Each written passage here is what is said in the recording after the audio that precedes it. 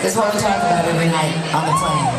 Because it started out as about a 2-minute introduction and it ended up being longer than the actual song itself. So when I tried to change it and shorten it, it just gets longer. So I'm going to try to wrap it up a little bit. Never works very well, but here it is. In 1970, there was a poem written by a girl who lived in San Francisco who was going out with a guy named Lindsey Buckingham. And she wrote a very, very, if she does say so herself, beautiful poem about their relationship. Possibly the nicest thing she ever wrote about either of them, ever. 1970, San Francisco. So then, she and her boyfriend Lindsey decided we're not going to get a record deal here in San Francisco, so I quit college, we said our goodbyes, we hopped in his car and we drove to Los Angeles. We got a record deal. We made the Buckingham Nicks album. It went out to, big, I always want to say clinical, but that's not it, clinical applause, critical acclaim, and then was dropped by Polydor Records, much to our complete and utter horror. So we were devastated. We didn't know what to do, so we did what all starving musicians do. We just started making another record. We talked a studio into giving us free time, charming as we were, and so they did. So we started making another record. And we think that that was when the poem that the girl had written about him got put to music. How would you be able to do that?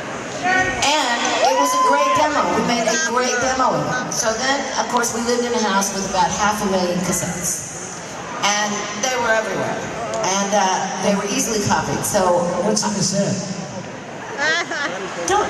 That is not even, cassettes were our life. We would have stuffed pillows with cassettes. We would have sat on cassettes.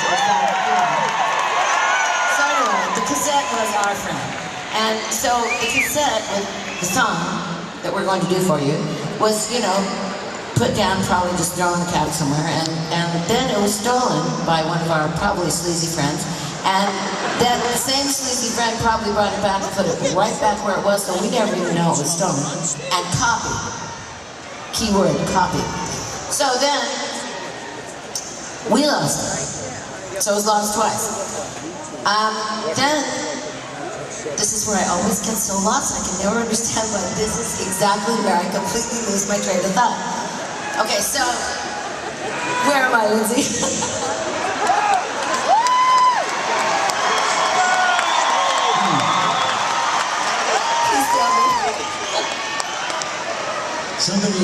One of our sleazy friends stole the cassette and put it back. Right. But we didn't know that. We didn't know they brought it back because we didn't know they took it in the first place.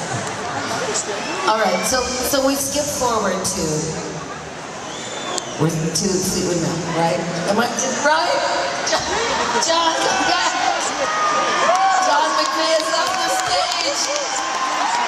I don't know where we are in the story, but basically,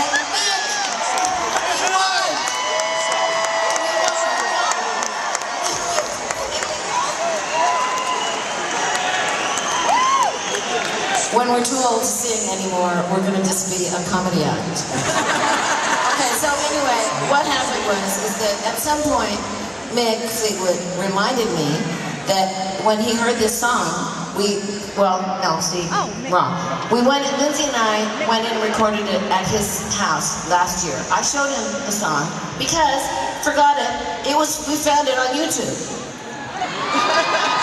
Which I hate, but I'm not hating it so much now that we found our song floating on YouTube. So I showed it to Lindsey, he said, oh. And I said, we should record it. So we did. We went to his house, we recorded it in his studio, exactly the way that we had done it in 1974. So when Mick heard it, he said, okay, I'm back on track.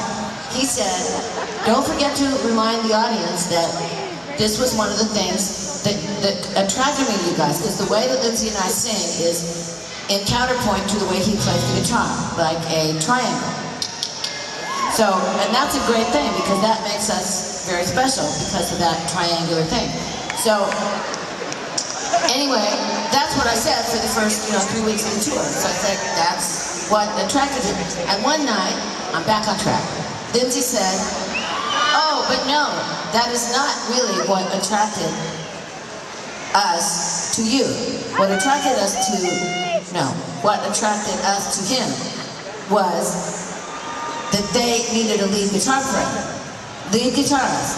Nowhere in the words lead guitarist did it say, and hippie girlfriend.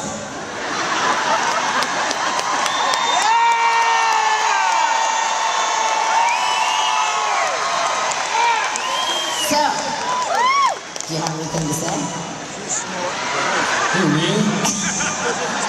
You used to say something. Well, but, He's befuddled.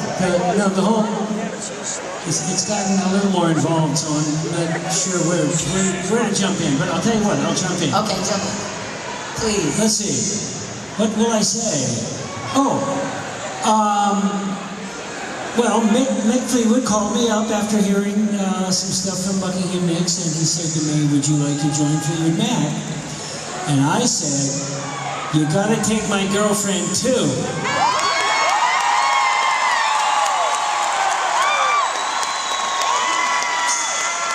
Now, that is loyalty, baby. Yes, it is. But it worked out okay. It did. So to end our little story, I would like to thank my boys up here. First of all, Lindsey, thank you for taking me with you into Fleetwood Mac on this wild journey.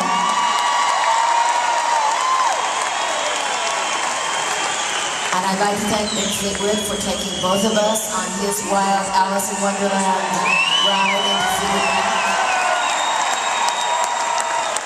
And I would like to thank the most handsome and best bass player in the world for saying, this is what I think he said. Just take the girl! So there you have it. The song is called Without You, and it is recorded on our little EP, and we're going to do it here for you exactly as it was in 1974.